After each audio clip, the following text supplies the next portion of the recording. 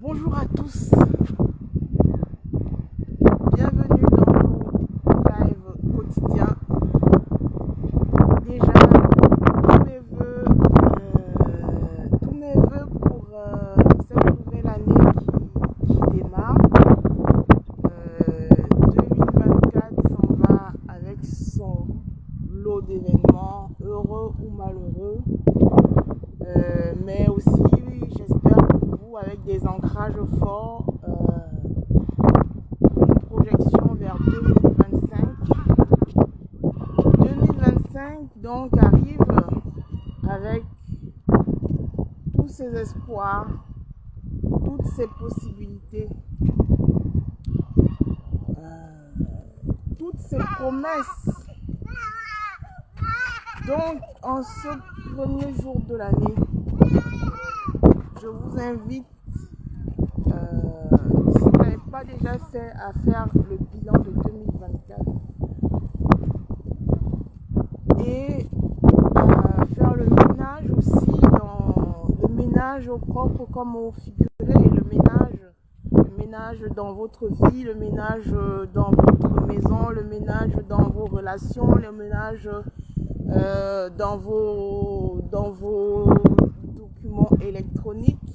Ouais, c'est aussi de ça qu'il s'agit. C'est très important. Ça peut paraître visible comme ça, mais c'est très important de faire le ménage régulièrement. Libérez-vous de votre passé.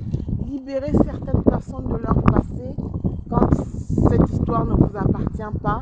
Donc faites vraiment le ménage. Donc je vous ai donné quelques règles déjà en matière de networking notamment. Au bout de 6 mois, refaites toujours le point sur vos relations. Recheckez si vous êtes toujours sur la même longueur d'onde. Au bout d'un an, faites le ménage, videz. Libérez ceux qui veulent plus, ceux qui veulent plus les liens, ceux qui veulent, prendre leur avenir en main, ceux qui veulent voguer, voyager vers de nouveaux horizons, ceux qui veulent,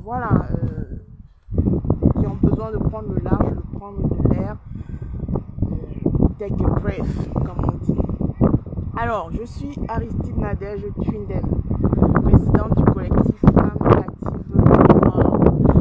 Alors, cette dernière phrase, prendre le large, va me permettre de parler de la thématique de ce matin.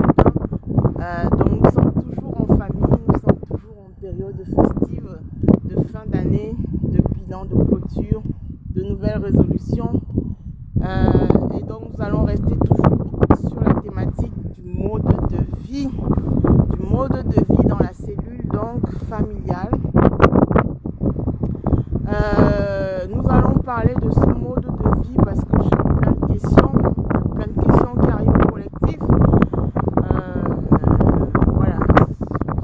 Vous avez de plus en plus d'intérêt à en savoir davantage et surtout à éveiller enfin définitivement cette conscience collective, cette intelligence collective, cette intelligence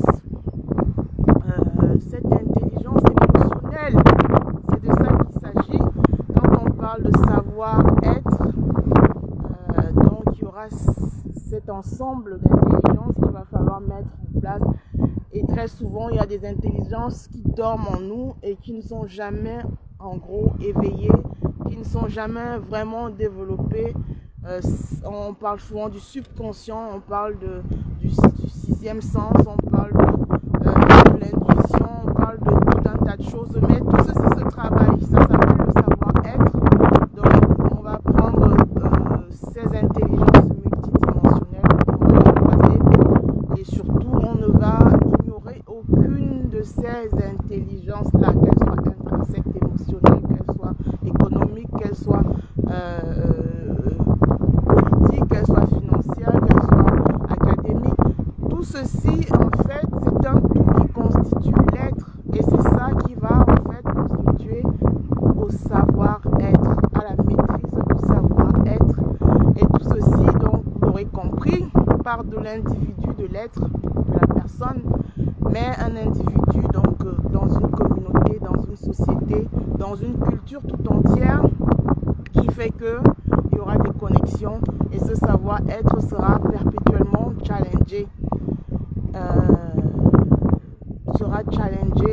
Peut-être développé, peut-être challengé au travers de cercles de discussion justement pour une amélioration constante, une amélioration continue de ce savoir-être qui va nous amener vers le bien vivre ensemble. C'est de ça qu'il s'agit. Donc, ce matin, nous allons continuer pour la cellule familiale, dans la cellule familiale. Comme je l'ai mentionné dans les précédents lives, et comme je n'arrête pas de le dire, un individu, il est connecté à d'autres individus, et aujourd'hui, il n'y a pas vraiment de frontières. Nous sommes dans un monde sans frontières.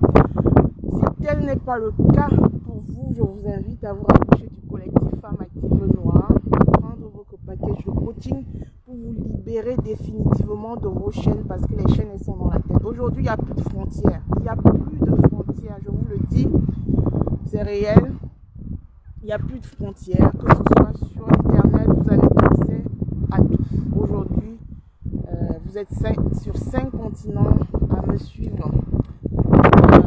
Donc, il est vraiment important de le comprendre parce que il y a eu plusieurs remontées, des critiques, c'est bien en fait. Je vous ai dit, les haters, on en a besoin. Les haters, on en a besoin pour grandir, pour évoluer. Beaucoup de critiques sur des politiques familiales, c'est de ça qu'il s'agit ce matin. La politique familiale, pour ceux qui ne savent pas ce que c'est que la politique. La politique, on la vit au quotidien, on la manipule au quotidien. Dès qu'on prend une décision, nous sommes déjà dans de la politique. Dès qu'on prend un scénario, on choisit un scénario plus qu'un autre, nous sommes déjà dans de la politique. Dès qu'on effectue un choix, dès qu'on résout un problème, nous sommes déjà dans de la politique. D'accord? Ça me fait penser ici à ma maman qui me suit, qui est toujours dans mes lives. Mon amie en tout cas, qui très souvent parlait de politique, mais avec des personnes déjà tout petites en fait. Certaines personnes aiment trop la politique sans être un homme politique ou une femme politique. Donc c'est pour vous dire en gros que ce sont des termes que voilà.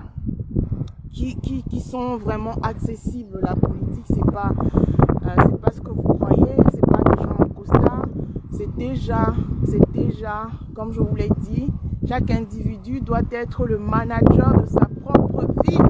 Venez au masterclass, je vous expliquerai concrètement ce que ça veut dire, comment ça vous amène à la souveraineté individuelle, à la liberté, voilà, à l'expression de sa liberté, à l'expression de sa dignité. Donc nous allons parler de politique familiale ce matin. En regard croisé également, toujours, nous sommes, rappelez-vous, ouverts sur le monde, nous sommes tous connectés. Les frontières n'existent plus réellement.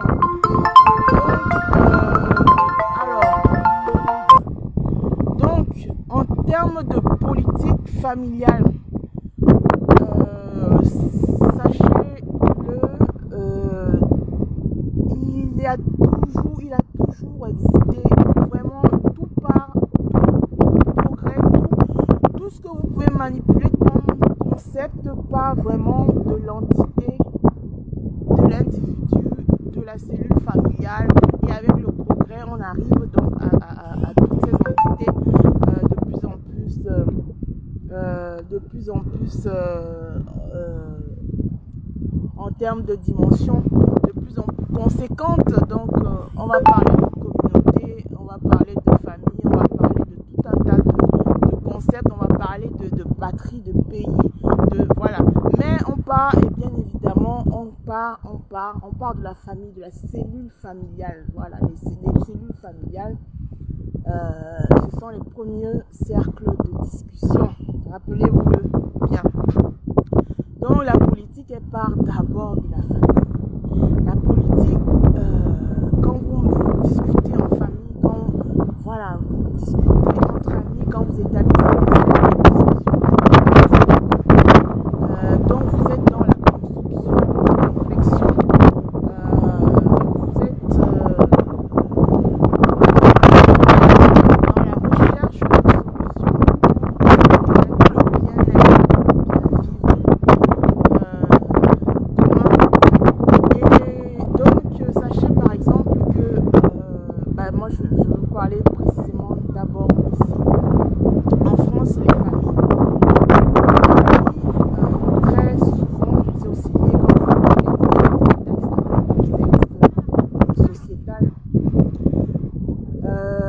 Alors les familles françaises précisément avec quand même aujourd'hui voilà la taille des familles ne fait que se réduire, mais à l'époque il fallait avoir minimum 4 à 5 enfants. 4 à 5 enfants, pourquoi? Alors dans la politique familiale, donc toutes les familles qui se de toute façon c'était même une politique qui a été par la suite en gros institutionnalisée. Donc c'est-à-dire que il était impossible d'avoir un seul enfant. Il fallait systématiquement avoir à minima 4 à 5 enfants. Pourquoi? Parce qu'il y avait une stratégie, il y avait une politique derrière, une politique familiale.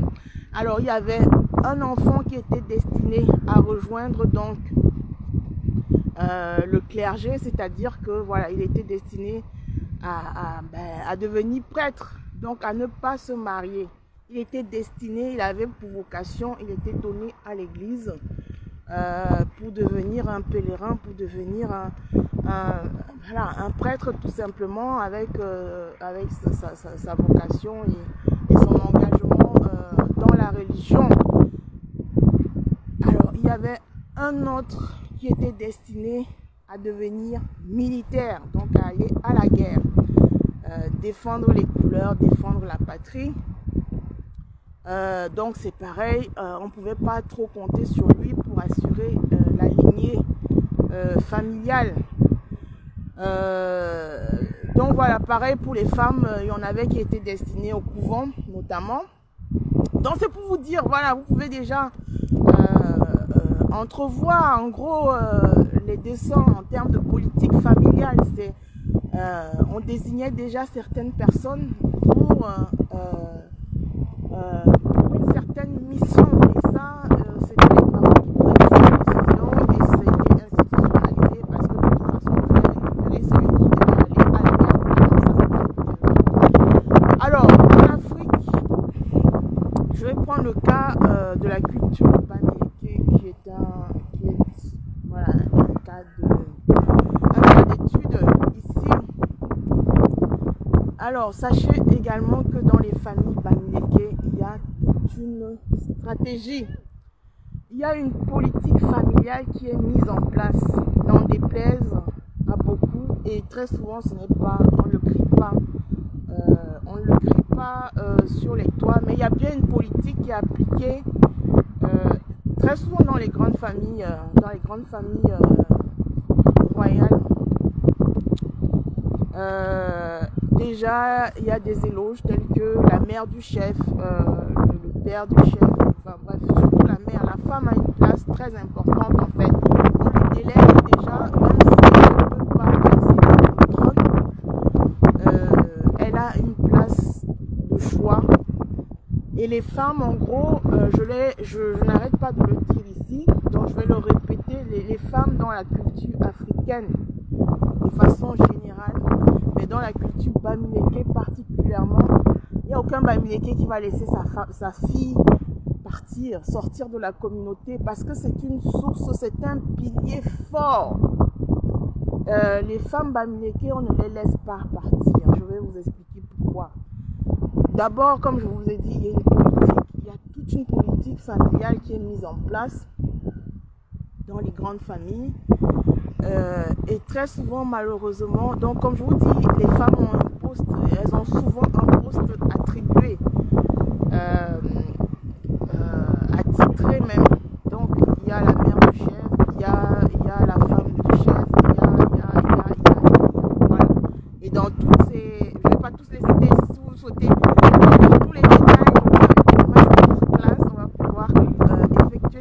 regard croisé là, mais sachez-le, voilà, il y a des positionnements très clairs, il y a une politique très claire qui est menée, une politique familiale qui est mise en place. Peut-être vous ne manipulez pas ce terme politique, mais il s'agit déjà de la politique quand on fait des choix et quand on fait des nominations comme ça. Donc, très souvent aussi, il y a donc une personne, il y a le médecin de famille, voilà, comme en Occident d'ailleurs, je ne l'ai pas précisé, mais oui, il y a le médecin de famille. Dans chaque grande famille, il y a un médecin de famille issu de la famille pour de nombreuses raisons. Donc, on va se mobiliser pour qu'il y ait le médecin attitré de la famille. Ça, on va le détecter aussi dès la petite enfance pour l'aider à réaliser, pour en fait l'accompagner dans sa destinée. Donc, il y a également celui qui sera destiné à reprendre donc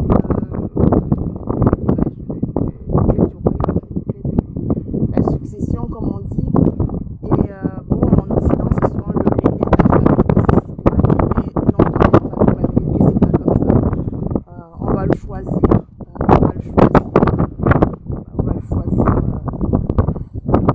Dans la masse. Et très souvent, on évite de prendre l'aîné.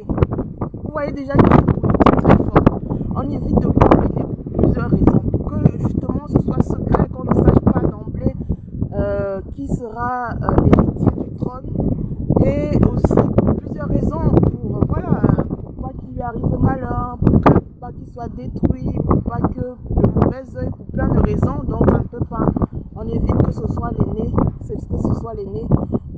Aussi, voilà, c'est aussi quand même une forme, on ne le dit pas assez souvent, mais c'est aussi une forme de nivelage. Dans mon domaine, il y a ce qu'on appelle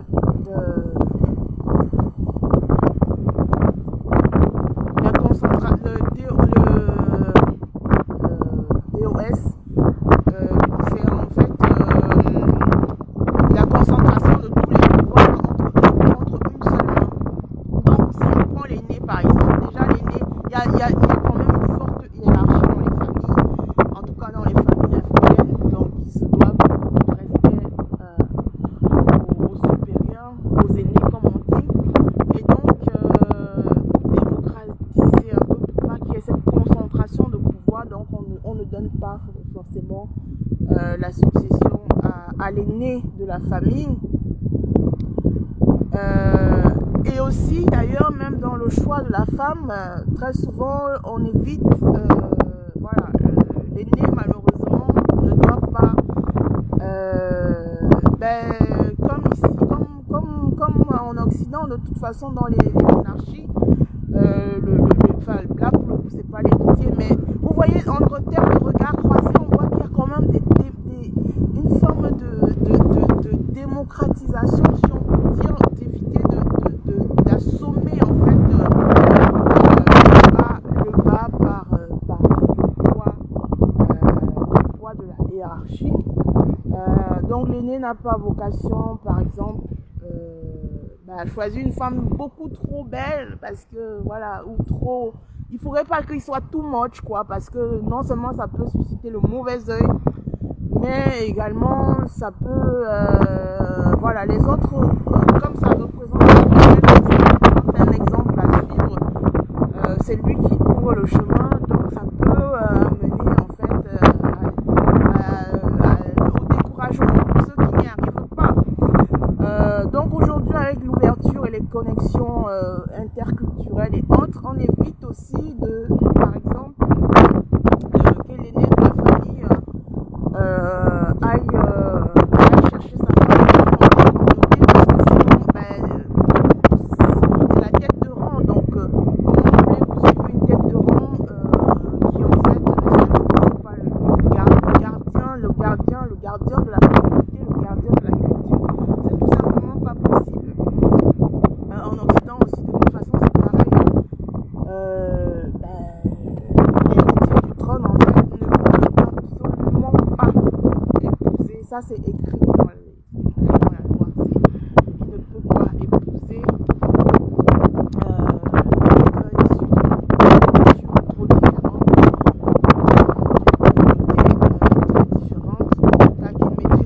règles de la communauté. Donc ça, ce sont des politiques. Vous voyez bien, en termes de politique et en termes de regard croisés, malheureusement, tout ceci n'est pas enseigné, n'est pas dit, n'est pas documenté, comme je viens de le dire là, par rapport notamment à d'autres communautés. Et quand il n'y a pas d'encadrement, il y a une certaine forme de, contrairement à ce qu'on peut croire en fait, il y a une certaine forme de, je n'appelle pas ça liberté, mais de libéralisme, parce que en gros, l'individu issu de la communauté africaine pense qu'en gros, enfin en tout cas c'est l'impression qu'on a de l'extérieur, qu'il est libre, mais en fait en réalité il y a bien, et c'est là qu'on va tomber dans des faux pas qui vont mener, qui peuvent mener à des fins tragiques. Donc ce qui va se passer, c'est que en fait, oui, en fait, on n'a pas le droit de faire absolument tout ce que l'on souhaite, tout ce que l'on aimerait faire. Voilà.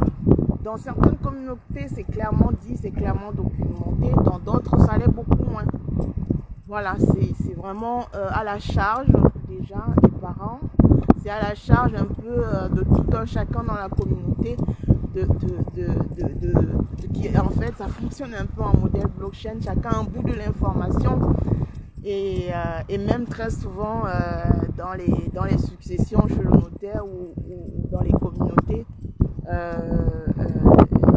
c'est pareil, chacun a un bout de l'information et quand il faut prendre la décision, on va récupérer, c'est assez marrant, mais voilà, c'est très intéressant en termes de modèle de fonctionnement. Ce n'est pas documenté, mais c'est quelque chose d'absolument très très riche. Je vous invite vraiment, là je vous livre des secrets inédits, mais vraiment inédits. Je vous dis ici, il y a des membres de ma famille, de ma communauté qui sont dans le live, ils peuvent réagir immédiatement si je raconte des bobards, mais en tout cas ça se passe comme ça et vraiment je vous invite à le documenter parce que contrairement à ce que l'on peut croire et que l'on peut penser, c'est quelque chose d'extrêmement intéressant, d'extrêmement enrichissant, d'extrêmement, il y a tout un modèle de pensée, toute une politique. Si vous ne savez pas ce que ça vous dit, moi je vous le dis ici là, c'est de la politique, c'est de la stratégie. Elle existe bien, elle est bien présente. Alors après, quand il n'est pas exposé, quand il n'y a pas d'enseignement par rapport à ça, quand il n'y a pas de documentation par rapport à tout ceci, on arrive à des faux pas. Donc là, voilà, ça peut être tragique, mais la faute à qui? Je pense que la faute, c'est quand même, tout le monde est coupable dans l'histoire. Il faut vraiment documenter. Et on arrive aussi, voilà, en termes, comme je vous disais, le but de tout ceci, c'est de pouvoir, quand on établit des cercles de discussion, quand on établit des standards, quand on établit des règles, quand on établit des normes, le but, c'est de pouvoir réfléchir sur son mode de vie et envisager le progrès, voire aussi identifier donc les points où ça fait mal, identifier donc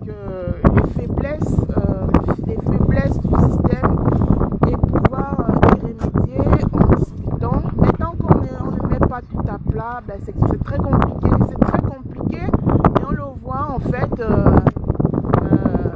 Certaines cultures ont du mal à décoller, certaines cultures, comme justement cette culture africaine, cette culture qui, que je vous dis, est très très riche, a une intelligence très forte, qui est bien présente. Pour progresser, il serait temps de s'aligner aux standards, de s'aligner, d'utiliser les assets qui sont déjà présents, les cercles de discussion, ça existe, mais c'est pas poussé, c'est pas institutionnalisé, c'est pas, voilà, parce qu'il y a trop cette tendance à vouloir copier le modèle extérieur sans comprendre en fait les termes qui sont manipulés. Pourtant il y a déjà une intelligence interne. Il s'agit de développer cette intelligence interne, quitte à aller en étant au contact d'autres communautés, à enrichir ce modèle, prendre ce qui a marché pour d'autres et puis l'éjecter, mais ne pas tout copier sans savoir en réalité quel est réellement notre mode de vie. avant de se projeter sur un modèle extérieur, on va dire ça comme ça. Donc, ça veut dire que, je vais vous prendre un exemple aussi avec, comme je vous ai dit, aujourd'hui il n'y a plus de frontières. Et contrairement à ce que les gens peuvent penser, je femme active,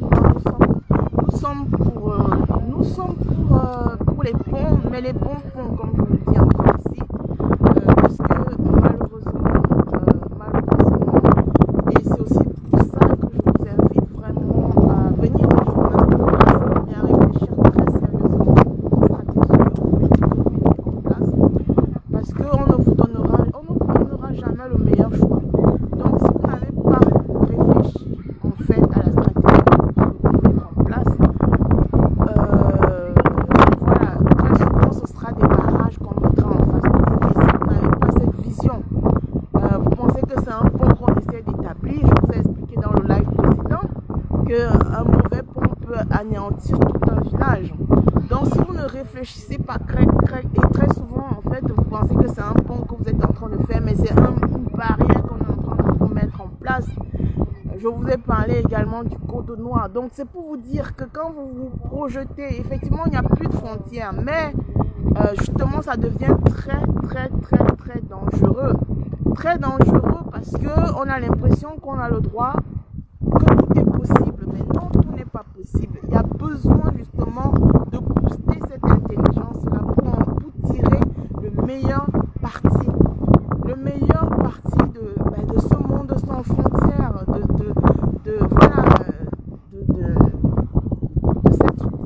de ce monde fraternel, entre guillemets, de cet univers, en fait, cette société, cette terre qui nous appartient tous. Donc, il s'agit aussi, vous l'aurez compris, d'un alignement, d'un arrimage, mais également du progrès pour réduire l'écart. Parce qu'il y a un réel écart. Il y a un réel écart qui doit absolument être réduit.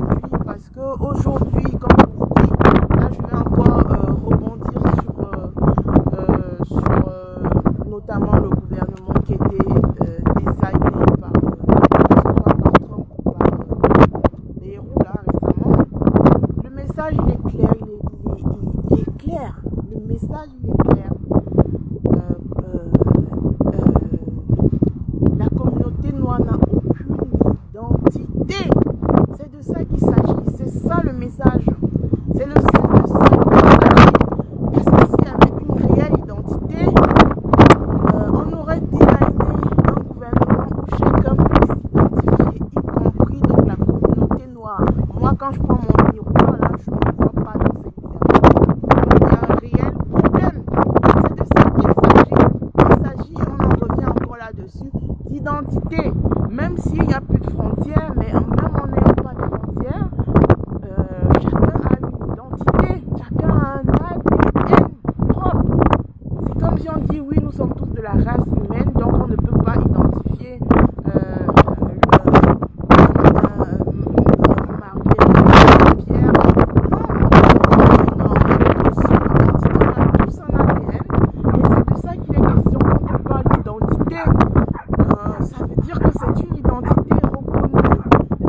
Déjà, il y a de la stigmatisation, donc pourquoi ne pas l'afficher? Donc c'est du déni, on est dans du déni complet qui est un risque qui est dangereux. Ça me permet de rebondir aussi sur une vidéo que j'ai vue sur le net.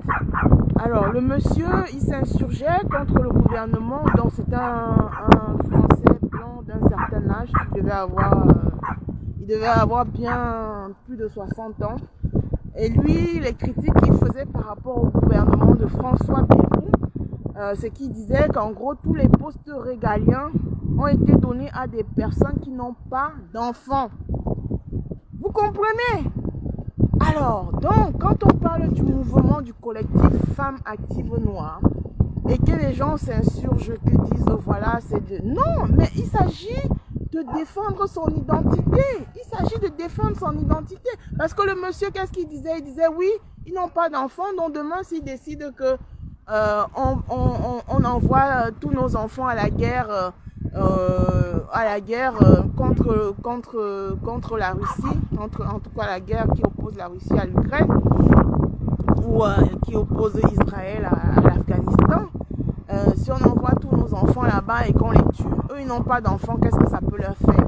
Et ben moi j'ai dit merci monsieur de me donner du moulin à moudre, du grain à moudre dans mon moulin, parce que c'est de ça qu'il s'agit dans le collectif Femmes Actives Noires. Il s'agit de revendiquer une identité. Alors quand on affiche, lui dit voilà, lui il va chercher dans les pantalons des gens, ce qui ne se voit même pas a priori. Vous voyez, même ce qui ne se voit pas, c'est scanné. Donc c'est un mode de pensée, c'est comme ça. Donc il faut penser dans le mood. C'est comme ça que les gens pensent. On a besoin de s'identifier. On a besoin de se rassurer que la personne, en tout cas qui est dans le collège des décideurs, ne prendra pas la mauvaise décision parce que justement, il ne prend pas notre cas de figure. Parce que justement, on est invisibilisé. Parce que justement, on ne ressort pas dans la masse. Donc, et puis, il y a un risque, il y a ce risque, c'est de ça qu'il s'agit, de la maîtrise du risque. Hein? De la maîtrise du risque.